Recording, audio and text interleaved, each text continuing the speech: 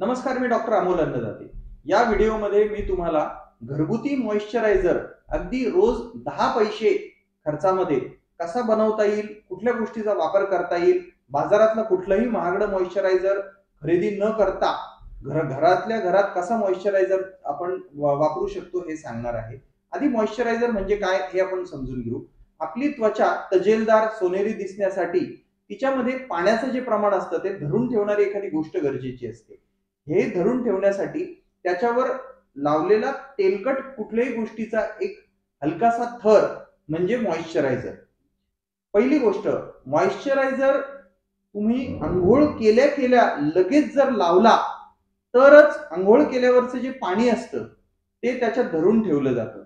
जर अंघोळ केल्यानंतर 3 मिनिटाच्या नंतर तुम्ही जर मॉइश्चरायझर लावत असाल तर तुमचा मॉइश्चरायझर आणि त्याचे पैसे वाया गेले। म्हणून अंघोळ झाल्या झाल्या सर्वोत्तम मॉइश्चरायझर घरात कसा बनवायचा आणि तो कधी लावायचा हे तर सांगितलंय। आधी एक आपण समजून घेऊ।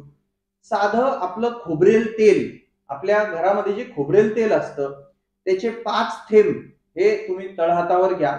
त्याच्यामध्ये 10 थेंब पाणी टाका, ते नीट मिश्रण करून घ्या, ते मिक्स करून घ्या आणि ते चेहऱ्यासह पूर्ण अंगावर तुम्ही ते चांगलं जोरजोरात चोपडा लावा। झाला, तुमचा मॉइश्चरायझर तयार आहे। माझे आजोबा हे आयुष्यभर करत होते आणि मी बघितलं की अगदी वयाच्या 90 पर्यंत त्यांची त्वचा अत्यंत सोनेरी आणि तजेलदार होती।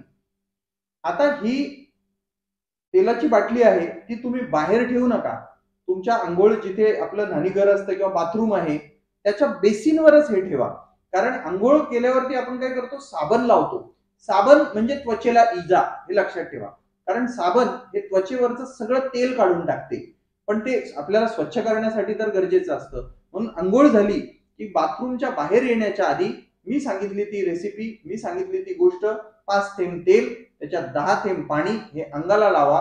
तुमच्या इम्पोर्टेड महागड्या, अगदी लोक दुबई, जर्मनी कुठून कुठून जे मॉइश्चरायझर आणतात त्या सगळ्या मॉइश्चरायझरच्या थोबाडीत मारणारी ही तेल आणि पाण्याचं मॉइश्चरायझर ठरेल।